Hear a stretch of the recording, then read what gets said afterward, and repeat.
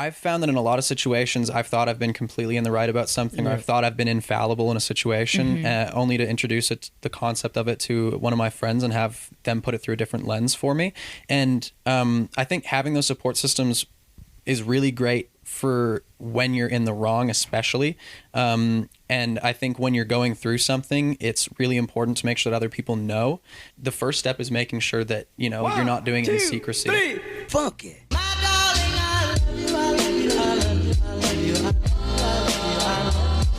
What is up, guys? You are currently listening to Paranoid in My Paradise. I'm Sam, creator of RDV. Someone just makes clothes and raises awareness for mental health and does some other things too. But alongside my co-host, Brooklyn Letson and Jeremy Ritchie. What's up, guys? I'm Brooke. I am here to talk about mental health and checking the recording all the time. That's what I do. All right.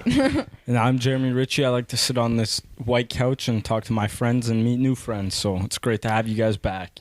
Exactly. We're here to spread more awareness and spark conversations around mental health. We bring guests and our friends on and share stories, experiences, personal hardships, etc. We do not claim to be professionals, nor do we advise. We are simply here to listen and connect. If you're someone or someone you know who needs help, please visit sk.cmj.ca. All right, today we have someone who I've been trying to get on for a minute, Carson Shmyr. Yeah. My name is Carson. I'm a musician, I'm a producer, and I work in the music industry in a whole bunch of different ways. Whole bunch of different ways. Cool. How was your day today? Pretty solid. Pretty busy day. Big day in studio, got some stuff finished, made my way over here. Not too bad. Cool. Excellent. That's good. How's your headspace? Right now? Yeah, or right just now. in general? Right now, great. I'm in a great mood. That is good. Yeah. That is good. Yeah, I'm loving life. Hell yeah. No traffic on the way? Not terrible. Not terrible. A little bit on 8th Street. 8th Street's always busy trying to get across there. That was Lights pretty are awful. horrible. But other than that, no, it was pretty decent. It's pretty late. Cool. Good to know. Yeah. Nice. Well, So a little bit about what we're going to touch on today with you is obviously get to know a little bit more about you. Right. Exciting stuff, good stuff. We're going to talk a little bit about aspirations, those types of things. We're going to talk about support systems, why they're important, and the sense of life and energy through music. Awesome. So yeah, Yeah. getting a little bit about that. So I'm going to start us off here with our first question, and that would be, what were your aspirations in life when you were 15? And what are they now? Honestly, I feel like I was pretty much on the same page. I started doing music stuff around like 13, so ever since then, that's kind of always been the idea. But by 15, I guess I'd say that my goals were probably to get to perform in the States or anywhere else other than Canada, just to say I could, and also to just have put out an album of my own. And today, I've done both those things, but I guess my goals as of today would be to kind of continue down that path and just keep putting out music and get some more shows and stuff like that. Nice. How did you get into music? How did I get into music? Actually, it's funny. You guys had Hallie Ponton on Yes, the podcast a little while ago. I've been doing music a long time before I knew her, but I never had considered it as something that I could do as like a career. But before we actually knew each other, she posted a video to Instagram on Thanksgiving of 2016, where she was singing, and I'd never seen someone do that on social media before. And because of that, I posted a video that night too. So we've now since become great friends, but at the time we had no idea, but she's actually the reason I started music as a career. Wow. Oh my gosh, look at that. The Little vice connection there, versa hey? here. That was good. Yeah, and she credits me as her yeah, inspiration. that's what I was she- going to she say. That's why I was credits in you. But she didn't even know. A couple of years later, I told her, I was like, hey, by the way, you're the person who I saw that made me post my video. Wow. And it's Wow, it's yeah. literally things like that in life where like you have connected with somebody much longer like before than you ever thought like you did. Yeah. It's weird how things work that way. Yeah, we've known each other for a long time. Interesting. Yeah, that's cool. Because I personally, I thought you were in music industry for like, I don't know, a decade now. Close if you consider stuff when I wasn't doing stuff by myself. I've been doing stuff for projects for other people and writing as like a songwriter. Like I said, forever. It's like always been my thing. But as a professional since around the age of 13. That's cool. That's cool. You know, kind of like a fan moment, but not. I told this to Hallie as well. I have Lay Me Down in my nighttime playlist. Right. I still listen to it like, bro, at least, I don't know, 4 times a week. It is such a good fucking song. That was a lot of fun. That was probably one of my most fun songs. I had so much fun doing that song. We got to listen to that song after the podcast. Yeah. It is jam session. Yeah. Get a little jab session out. All right. So another question that I'm going to throw at you is, being in the industry as long as you have, which is how long? About 6 years. Yeah, 6 years. What's the biggest challenge you've had to face, mental health wise? I think the biggest thing about music in regards to mental health is it's a really terrifying prospect putting music out there, no matter how long you go into doing it. Like even 6 years down the line, having released like 30, 40 songs, every single release day is still just as anxiety ridden. You're just as focused on the numbers. And so it is a very scary thing, because you are putting your personal emotions out there for people to essentially judge the value of. And it's really hard to see other people put that value on it and tell you did good with feeling this way, or you did bad with feeling this way. So yeah, it's always hard to put your emotions out there for other people to judge. Well said. That's something interesting, though. You think about it all the time, because, you know, sitting from a listener's perspective, it's completely different. You don't think it all about how that artist has, thought about putting it into. But if you truly listen to it, and, like you said, Sam listens to Lay Me Down all the time, stuff like that, then you start to think about what did they put into it. And that's when I'm sure the hate or positive or from love, it comes. Yeah. So, No, that's well, and I'd say it's just as hard, whether it's hate or love. It's just as much of a stress, because if people love what you do, now there's an expectation to continue doing that. And if people don't love what you do, then even if that's what you like, you might not feel inclined to continue. Yeah. And do you think from all this added pressure or anxiety now, things like that, because you are like, it's intense. It's more intense than imagined or before, what it was before music and things like that. So do you think that it has affected your work or anything like that in a period of time? Not to say it's going to affect you forever, but do you think it did affect you at one point? Yeah, I think in regards to music, there were definitely periods in my life where actually it influenced it in both positive and negative ways. A big focus of my music throughout my career has been on mental health. So you could say that my negative mental health was a positive for my career, because it gave me something to write about. But on this flip side, it very much went the other way, where I had periods where I completely lost touch with music because of mental health. So it was both an extremely good thing and an extremely bad one. Yeah, no. Tell us about losing touch, though, because that happens a lot, and not just in any. It happens in every single type of context. When you love something and you are in a place and you're struggling, you are going to lose touch. Right.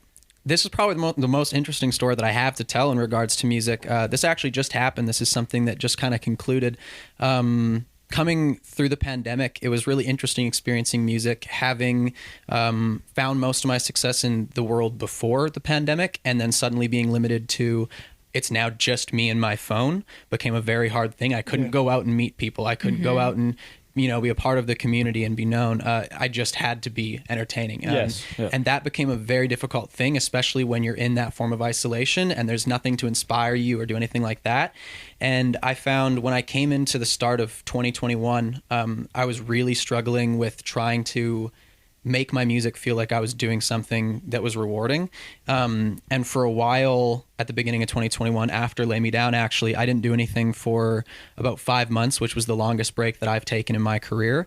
And it actually ended in a more negative way, where when I went down to Atlanta, where I was for the last roughly half year, it actually presented itself as I completely lost touch with my own career as a whole.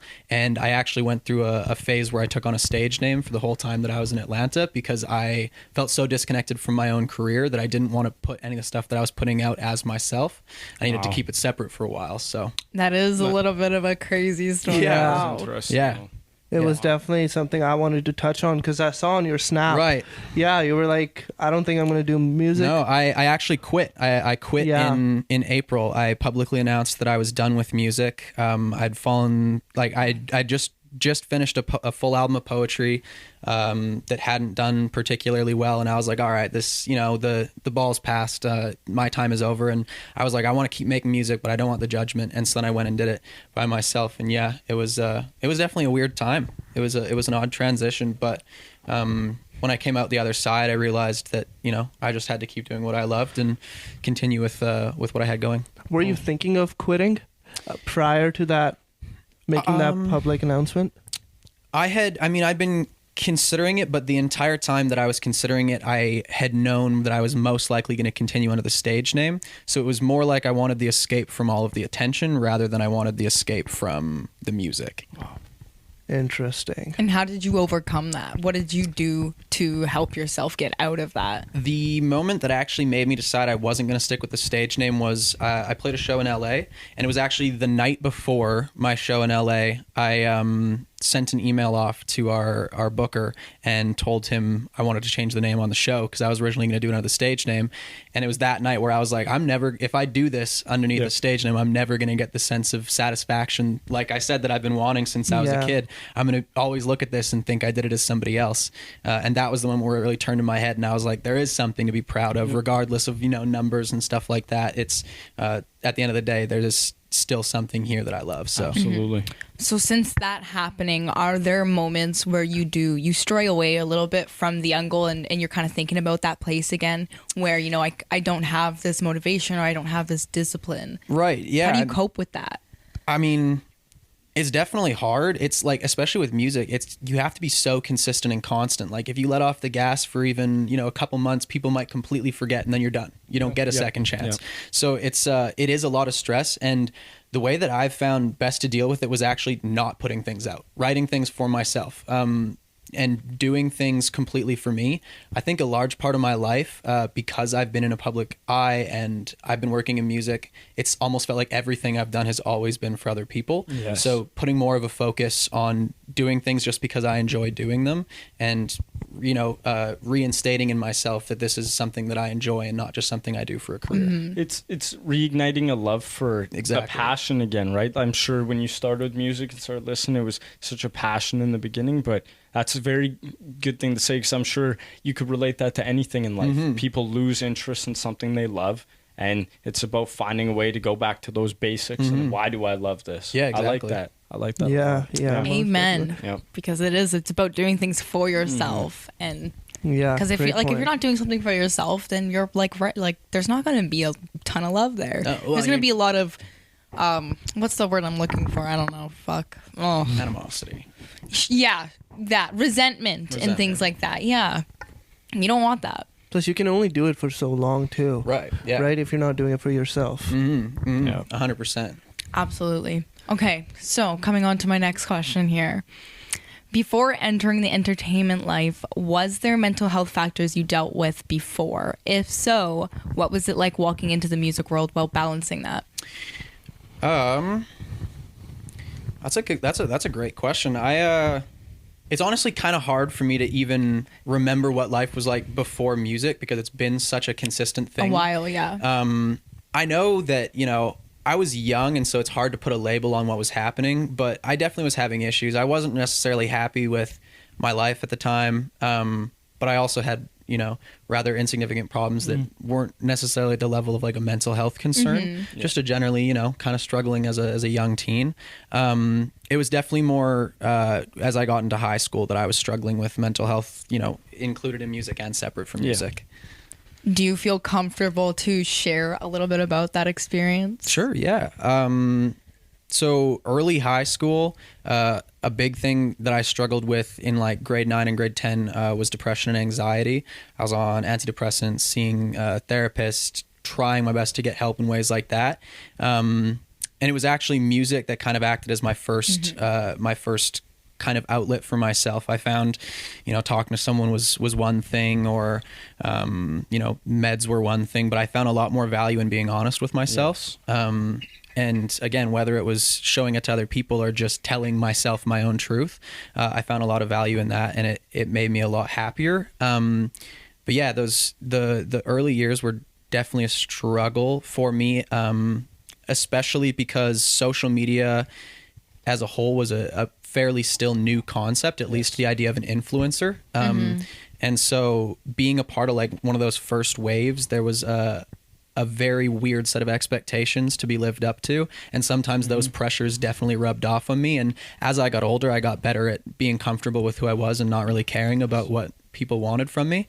But yeah, definitely grade 9, 10, those were some big concerns. I think that's what a lot of people like, and especially people in high school, because I think we've all been there, is that we don't even know where the site's going, because we've already lost the sight of who we're supposed to be, and we're caught up in the social media game and everything like that, and trying to be somebody that you're not. And a lot of people in high school, it's just young, like you don't realize those things until you're older. But that's why I think like Jesus, like we need to be teaching the younger generation something different to make them know that it does, like you aren't going to be the same person you are in high school. Not at all. You don't find yourself in high school. That's not how it works. And you're like, I don't know, the system is very much broken. Very much not. So I, even though I'm doing the similar things to what I was doing in high school, I can say with absolute confidence that I'm nowhere near the same person as when I was that young. No. And I think that's just something that we all go through. It's almost a second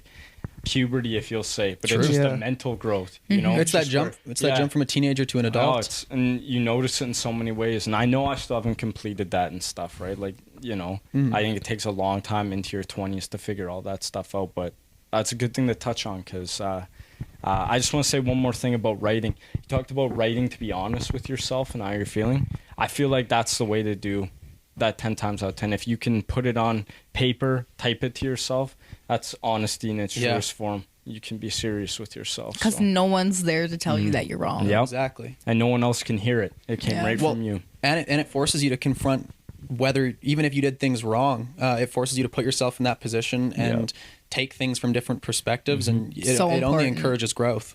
So important to, like, that's what I always say on this podcast is the perspective is key, and that's all you need, because like what I mean, if you write down a piece of paper and you're rereading that shit, right, if that stuff's all like in your mind, just floating there, sitting there, and you're having like an anxiety and panic attack over that stuff, write it down, because you know what, then you can actually reread where maybe you could have gone wrong. Well, and exactly when you put it down there, you can literally just look at it and you can visualize everything that you're trying to sort through in your brain. Yeah. Okay, so I guess my next thing we're going to talk about is a little bit of support systems. You had said, so the questions that we send prior to the podcast is that you basically you kind of act as a support system, but even you understand and acknowledge that people need support systems. Yeah. And you kind of said, like, you know, I'm kind of like the therapist. I try to always pick up the phone when I can and when I'm available, and like that's what people need. So like a support system, for anybody who doesn't know per se, is somebody or a group of people or just one person in your life who will give you practical or emotional support. And we all need that. We all need somebody like that or people like that. So going into that, I guess my question is, why are support systems so important? Well, I mean, having a support system is important because I feel that it's definitely a lot harder to try and sort through any problem on your own. And as we were just talking about perspective, I've found that in a lot of situations, I've thought I've been completely in the right about something, or I've thought I've been infallible in a situation, only to introduce the concept of it to one of my friends and have them put it through a different lens for me. And I think having those support systems is really great for when you're in the wrong, especially. And I think when you're going through something, it's really important to make sure that other people know.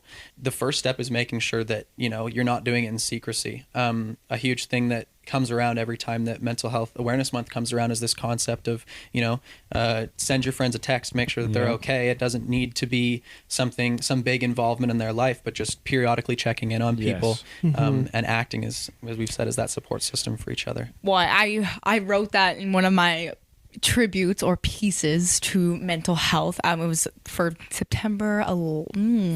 What's the exact date? Well, it was in September of like 2019, and in one of my pieces that I had wrote, I said, like, you know, this whole entire culture is about speak up and you know, things like that.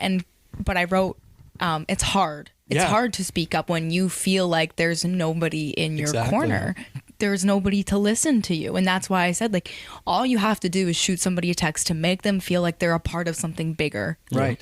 Well, and that feeling of belonging too is huge for people. I mean, that's an interesting tie-in is the concept of like advisories in school was introduced for the purpose of preventing school shootings. And the reason that they did that was because it gave those kids a home. It gave them a sense of community, somewhere they went every single Thursday for every single year that they were in high school. And that's kind of the same idea as a support group. It was essentially those things just giving people the opportunity to be part of something bigger than they are. Yeah. And I think... Sorry. No, you go. No, you go. Okay, well, I was just going to say, when you see a text like that from a friend, you actually want to text someone else, and then it becomes like a circle or a cycle. Yeah. And that's when if everybody's feeling supported, we are a lot more efficient in everything that we do. Yeah. If someone has someone to talk to, that they are willing to help them or coach them through something, anything, whatever they need, that is when we get more efficient, and that is when we start to understand mental health as a whole and tackle it, I think. So, but even then, that's a little far away from where we are, and like we have to admit that, and that's the thing. That's the sad truth, is we're so far away from that, because even people in their own communities, like people who support others, like generally, I'm going to speak out about like the LGBTQ community. Right. They support each other. They have their own community, essentially, just like, I don't know where I'm going with this. Like a sports team. But yeah, like a sports team has their own community or something like that. Or where they belong in a different sense, where atmosphere. Others aren't completely understanding. But even in your own community, people can still be freaking vile, and they can still be evil, and they can still shove you right down the freaking hole. Like, that's what happens. It still happens, even in your own community. Oh, 100%. And it's sad. Well, and that point of it being a persistent problem, that's something I've actually noticed, especially in Saskatoon, having grown up here, was we've definitely, over my experience in high school, had a culture where we were a lot more supportive of hate than we were of love. We were a lot more willing to share things about somebody we didn't like than somebody that we did like, and that was always something that frustrated me, that I hope to see change over the next couple of years, and maybe it already has. That's something that definitely I was always disgusted with in the high school setting, is once one person says something about somebody, everybody else is going to start going. And that's how it goes. And it's despicable. It's evil. High school can be evil. It can be. 'Cause it's also, people want to belong too, right? You hear someone like talking shit about someone. Well, the ego. Exactly. You're gonna join in. Hell yeah, you are. Do you want to be the one getting picked on? Right. No. Exactly. There you go. Great point. It's also, I remember learning about stuff like rumors and spreading things that were about people and all that stuff. And I remember being in class thinking, young, like we're in grade 5 or 6 when we're learning about, and teachers are talking to us about this. I'm like, kids don't even realize they're doing this. Yeah, no one realizes it's so subliminal too. It's like second nature at this point, where people are just gonna, I heard this shit, so I'm gonna spread it, right? Well, high school's notorious for that. I heard lots of things I didn't know about myself, but all I would ever say is, listen, if it didn't come from my mouth, it's not true. I don't know what you're talking about. Yeah. Shut it down. There were some pretty bewildering things said over the years about me. It was always I always thought I was kind of entertaining to me, honestly. It wasn't ever really a thing I treated as negative, because I was like, some of these are just so out there. Well, people are expecting you to fight fire with fire. Right, exactly. No, you're just gonna leave it alone. With success too, with any type of success, whether it's financial, social, work with music, anything like that, it is, people are going to have something to say. A little bit extra scrutiny for sure. Always. Yeah. Jealousy. A little bit of spice. Where's the flavor? So what's the difference between someone just talking shit and someone actually criticizing you to get better? That's a great question. I love criticism. Criticism is an awesome thing, and I take it in any capacity, even if it's a person trying to be backhanded, because usually what the truth is seeps through. Yes. And so I've always treated criticism as a very positive thing, and criticism about yourself as a person or a music or like music are both good. But I'd say the difference between criticism and I guess just talking shit is I I'd say criticism should always be direct. That's probably the easiest way to distinguish it. Is if a person is saying something about you to somebody else, they're not criticizing you. They're hating. They're talking shit. But if somebody is saying something to you, they want you to hear it so that you change. You know, they're saying it to you for a reason. If they're saying it to someone else, they're saying it because they know it's an echo chamber and it's going to keep going. Yeah. By the way, do you read thesaurus or something? Where are you pulling these words? I was like, I can tell he reads books. He's got a good vocabulary, dude. Well, he also had stated that you said that one of your main good things, you're good at talking. Right. Because it comes, like, honestly, it comes along with doing it for so many different things and for so long. Like, how it becomes natural at a certain point. Well, and I'd also say there's also a certain advantage to being a poet and a songwriter. Exactly. For almost a decade is that all I know how to... Oh. Something just fell through the roof. Probably an animal. No, I don't know. That was strange. Yeah, no. Being a songwriter and a poet for as long as I have, I get the opportunity to write a lot of beautiful words and think through a lot of things. So I kind of get to sit on top of my vocabulary all day, every day. A little bit of a silver tongue, as you called it. Yes. Which I would agree with. Yeah. So a lot of people look at like poetry like so boring, and, but poetry is art. Yeah. Art is whatever is in the eye of the beholder. Yeah, no. Yeah. How? When did you find out, like, you know, poetry is art, essentially? Because when you're young, and you said you started writing when you were young, when you tell your friends, "Oh, I write," they think of it as, you know, at least like from my experience. So what is this guy, fucking 60 years old? Right. Yeah. Yeah, with poetry, I guess I've written poetry a lot less, or for a lot less time than I've written music. I really only picked it up as a coping mechanism for mental health about 3 or 4 years ago now, and I'd never really considered making it a part of my career. It was just something I enjoyed doing. It was a great outlet. It was one of those opportunities to tell my truth to myself, and it was when I put out a piece of my poetry just on TikTok. I just posted a video of it, not really thinking anything of it. I was just like, I don't know, I filmed this, may as well post it.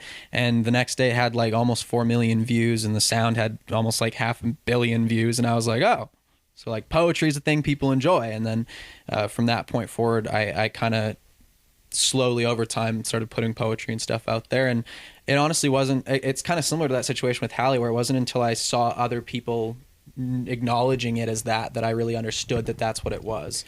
It was more of just a private thing up until that point. It's completely unappreciated, you know. We always think about, there's these big groups of people, for example, people who enjoy music. I'd say the majority of people on earth enjoy some sort of music, right? But something like poetry, it's got definitely a smaller, you know, group much of people. Much more niche. But man, they love it. And that's why stuff like that happens, because there are people out there who they spend their time, and they never tell their friends, oh, I write poetry, but they do, and they love reading it. So you never know what audience you could connect with there. Yeah, I like that. And yeah, there's a lot of fantastic examples of poets that have been able to break into pop culture. People like Hobo Johnson, who, you know, his music is well known for being regarded as music and not as poetry, even though at its core that's what it is. Or like Hotel Books is another artist a lot of people have heard of. And lots of these people, especially with this wave of social media, is making that niche a lot less small. It's showing people, that there are other people who enjoy it, and it's also showing people that it doesn't have to just be, you know, a Shakespearean sonnet in iambic pentameter. It can just be, you can just write a poem. It doesn't have to be anything crazy. Yeah. No.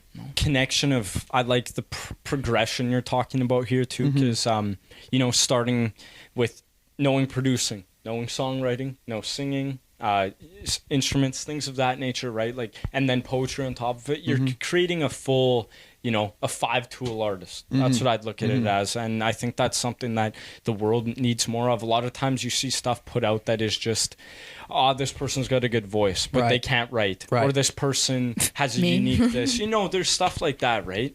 And I think when you can see all 5 tools of it, that's when you know someone is truly an artist. Not saying anybody isn't, but that is a complete artist, right? So, yeah, that's a great point. Also, you have been just involved in social media since grade 9, I'd say, right? Yeah. Was that something you learned? Like, you know, how to look at insights or this and that? Social media was a very interesting thing coming into social media being a thing, because I was on the wave before like TikTok, when social media was still Musical.ly? a private thing. Never got on Musical.ly. I joined TikTok the day it became TikTok. Oh, shit. Actually, Yeah, the day it happened, I was like, all right, I can try this app now. what makes you say that? I mean, what made you do that? I ignored Musical.ly forever because of all the things that have been attached to it. Yeah. And then the second that it changed, I was like, now I could do it without anyone saying anything, because they might not know what it is yet. Well, it's also a, you know, brand new. To be on something that quick, that's such an advantage. Well, it was, and it was a huge advantage. And like I was saying, growing up into social media, it was a learning process. It also happened very overnight for me. Coming into high school, I think I had like 30 followers on Instagram. I was like the weird, like super nerdy band geek. Like I would sing musicals in the hallway in high school. Like I was a very weird kid in grade 9. And then that Thanksgiving video, I woke up and it was like, I woke up to like 5,000 followers and everybody in the city knew who I was. And I was like, that's just life now. It just became my life one day in grade 9. And from that point forward, it was like, I didn't necessarily have the choice to learn it. There was this expectation. And there were definitely moments where like I messed up as a kid trying to be in the public eye, especially when I was younger, where I'd do dumb things thinking I was invincible, or thinking that no one could see what I was doing, because I didn't understand this concept of it lasts forever and like it's permanently there and this is your reputation.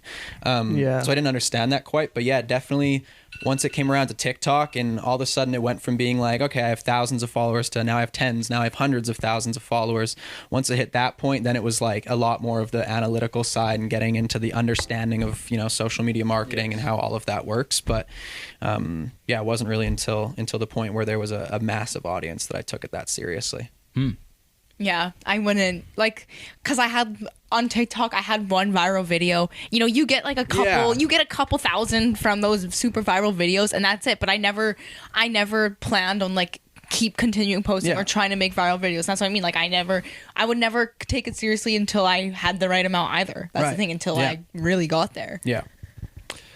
What's crazy is, though, the way I see it, you have been doing music for so long, consistently, without expecting any results, and then overnight it just happened. Like you became quote unquote famous, I guess. Right? So the beauty of internet is if you're consistent, if you're persistent, like you never know what's gonna happen, because things can go viral overnight.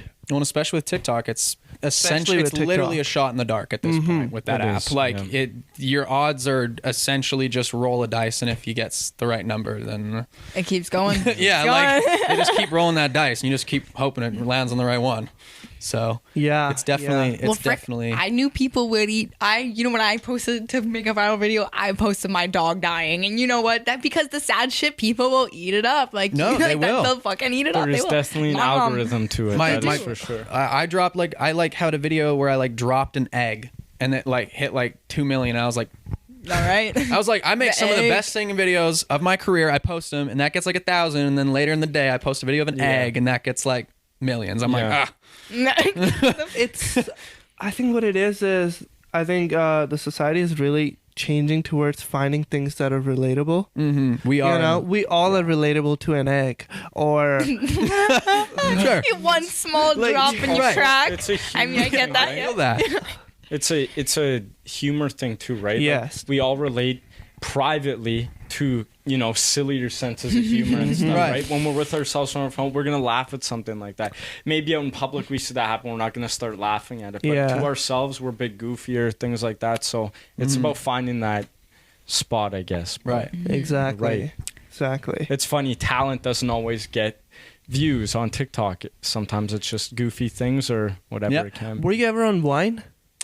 Actually, I was on Vine for the shortest ever period of time, but not with music. I think I was just making really dumb videos with my friends. Me too. In general. So right. Do you ever make Vines, Simon? Don't freaking lie to me. I promise you. Oh. Did you make Vine? Yeah, Jeremy? I had a great time on Vine, dude. Instagram didn't replace Vine, dude. Vine was so much fun. That was sweet. TikTok probably replaced Vine. Down the line, yeah. I guess Musical.ly kind of took the ropes more. Freaking Musical.ly. Musically, I don't know. Maybe I shouldn't say my say on it. But it was a weird era because like all those kids who like got famous from that, like they were like even the like this most recent wave of influencers, and it's so interesting seeing the ways that it affected them, like baby Ariel, or like Zoe Laverne, or some of those people who are like massive influencers now who were like they got famous when they were like 12, 13, and I'm like I couldn't even imagine having like that like at that age. No way would I have handled, and that's why most of those kids didn't handle it well. You would have no idea. Yeah. You would have no idea what to do. Well, I mean, there were even moments as a 17, almost 18-year-old where it was like some of the expectations were up to like, I don't know how to live up to this. Like imposter syndrome was a huge thing for me in my career where I was like, do I even like deserve this? Like, how did I get this? Why do I have this? That sometimes definitely. I still experience that. Like people will message us sometimes and they'll be like, I love what you do. You had this, you made this impact on me from this podcast. And I'll be like, did I even do this? I was like, really? Like, well, I don't know. But it is from our podcast, I guess. I can strongly say that. Yeah, I mean, one of my biggest imposter syndrome moments was on another radio show that I had done, Bombs in Context, and I went on and they asked me who my influences were, and I told them Hobo Johnson and Hotel Books, who I mentioned earlier, and the guy on the line, he was like, well, I don't know if that's influences. He was like, your number is the same. He was like, you have the same audience. He was like, you're kind of among them, and I was like, no, and then I was like, oh. And that was my moment where I was like, oh, right. Like, I've actually, done things. I was like, it's so weird. Yeah. To be put up there with them. I mean, you have hundreds and thousands of listeners on Spotify, man. It is, you got to give yourself some credit. Like, round of applause. I wish we had one of those sounds where it's like, yay. Yeah. You know that one? Yeah. Like the very specific one. Carson Shmyr. Like, some of your songs, 600,000 views. Not views, but listens. Like, that's crazy. That's more than 500,000. Yep. Yeah. Yeah, big things. Yeah. So that's more people that are in this city than are currently in this city. Yeah. Yeah. Yeah. That's crazy to think about. Imagine couple. 2 of Saskatoons just listening to. Yeah. Well, what is it, like 300 5 seconds people here? Yeah, I think like 250 something like that. 1,000, something like that. Wow. That's wild. You don't really have to answer this. You like Sask? Yes, I love where I'm from. I'm proud of Saskatchewan as a place. I think that in general, it's a good place to grow up.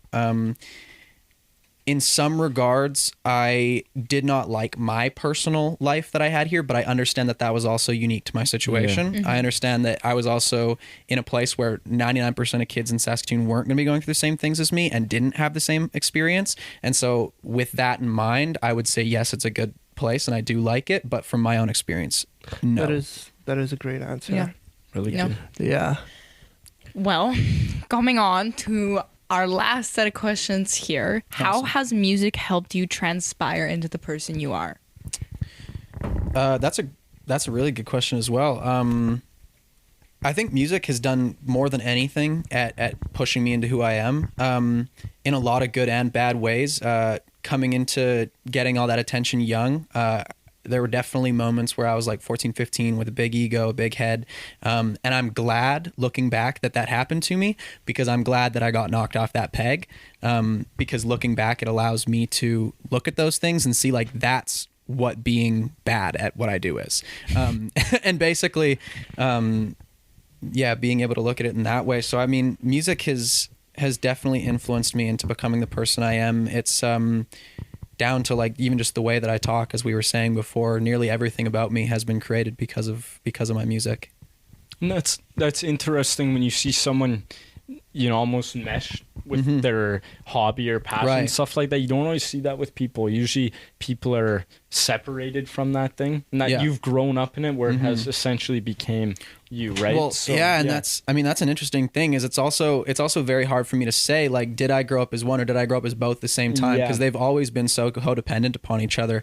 My whole career, my personality has played just as much of a role in my music success as my music has, and so that having to grow as a person and as a musician at the same time has meant that it's always kind of felt like those two things are hand in hand.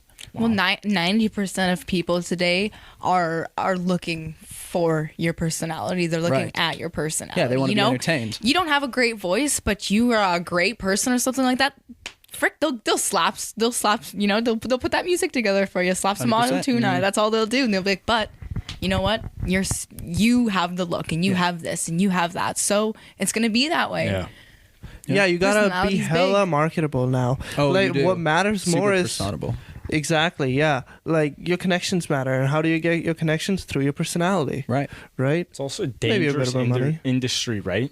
It's an industry that's really easy to get taken advantage of, and so like being able to be intelligent enough to know, hey, that's not a play that we can make, or that is, or to read in between the lines, I guess you could say. That is really important there too. Yeah, no, there's definitely a lot of people who will take advantage of the industry, and you see that. You hear that repeated to you when you're trying to do it, but it's not really until you get into the meat of it that you realize just how much people will go out of their way to take advantage of what you've done. We had a situation, one of the artists on my management team had a song go like viral on TikTok, and some random person saw it, basically used like a Shazam to find the beat on like a website, and then bought out the beat like for the whole license, and then basically told this guy who was going to have like a multi-million stream song, he was like, yeah, you have to pay me like $10,000 for this now or else you don't get it. And it's like people like situations like that where you don't even try to find something, but like trouble just comes looking for you. Yeah, it'll happen because people are freaking evil. There is some evil people in this world who their every move is to just take others down. Their eyes just gleam at any opportunity. I still don't understand how people do that, and why do they do that? Well, you don't understand it. I've never got it. And good, because we'll never understand that, because that means we're just not those people. Built that like way. I still understand like why people are evil and their motives, and by no means I'm justifying what they do, but it's still like, how do you kind of sleep at night? You know, doing what there's also a difference between like selfishness and like hurting people. Like it's okay to be selfish at times. It's okay to put yourself first and to have your own problems, and to understand like, yes, in this situation someone needs to lose and I don't want that to be me, but it's different to go out of your way to try and hurt somebody else so that you win. It's they're two totally different things. There's duality in it. Are you selfish or are you selfless? Right. Like, are you like, I don't know, frick, people are mad, like the Mad Hatter, Alice. You think anyone, like, I feel like people are in between selfish and selfless. It depends on situations. I don't think 100% everyone can be selfish. Well, there are always exceptions to everything, and I don't think everyone can be selfless. Well, and as Jeremy Zucker would say, is it selfish to be selfless? On the other side, is it selfish to keep everything to yourself? Be selfless, give everything to everybody else, and never let anyone have the opportunity to put you in your place or anything like that. You kind of cannot be selfless, at all times, because eventually you're going to drain out, right? Right.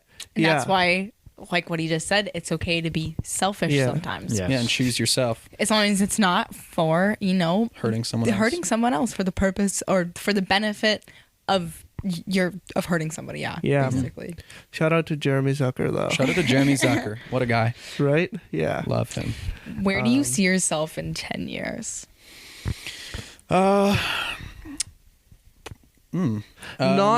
Sorry, I'm interrupting. But not career-wise, more like a person. Right. Hopefully very content and settled into my life. I am not the type of person who particularly likes to be on the road to anywhere for very long. I'm fine with the work, but I kind of like getting to that destination. And I've always been a person who's known that they wanted to like have a very solid idea of their life very young. So I'd hope 10 years from now, I'm very much already very far down that path of having what my life is going to be forever. And what do you want yourself to remember in 10 years from this moment? Buy Bitcoin. Buy Bitcoin.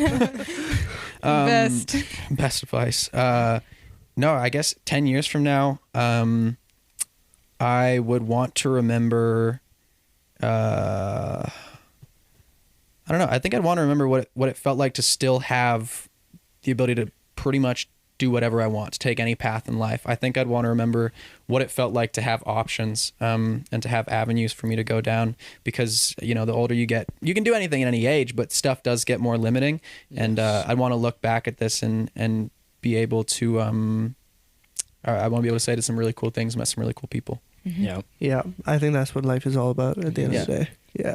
Experiences. Yes, all sir. Right. Do you want to do the outro? Well, I was going to ask just a last question here, awesome. just for the audience more, or for people who they could share the same passions or the same dreams as you. Awesome. And what you're doing right now is, what advice would you have for an aspiring artist? Biggest advice I have for any artist, and I'll repeat this over and over again, is no matter what point you're at with, like, if you think you're a good singer, if you don't think you're a good singer, if you want to do music, at some point, just do it. Like, you have to literally just do it.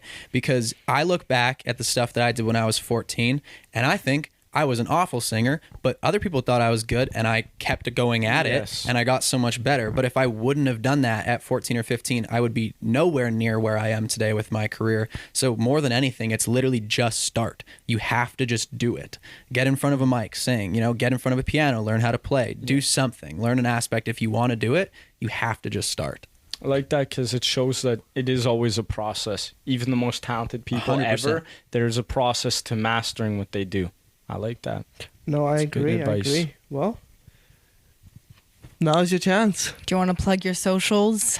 Yeah, sure. My Instagram is just Carson Shmyr, SHMYR. TikTok, Carson.ls, and you can find me on Spotify just by my name, Carson Shmyr, as well.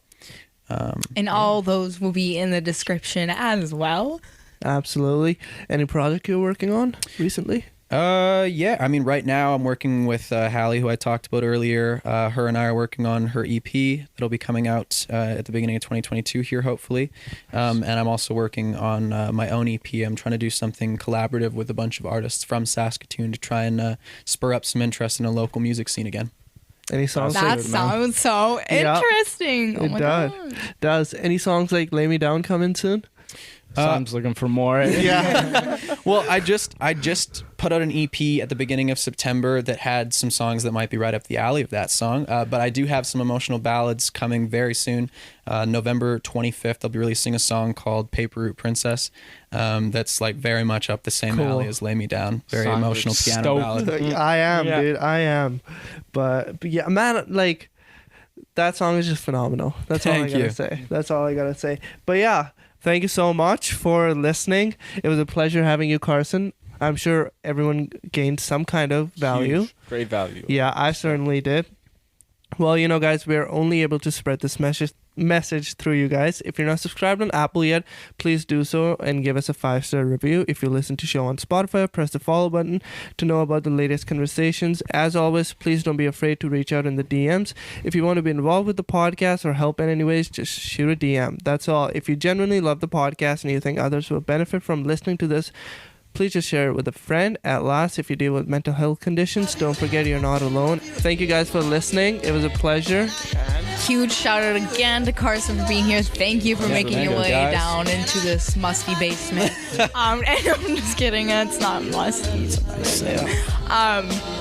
but yeah, thank you guys so much. Shout out Cabri, and this episode was brought to you by Roberta V in association with the Canadian Mental Health Association. Thank you guys. Thank you guys. See you guys. Peace.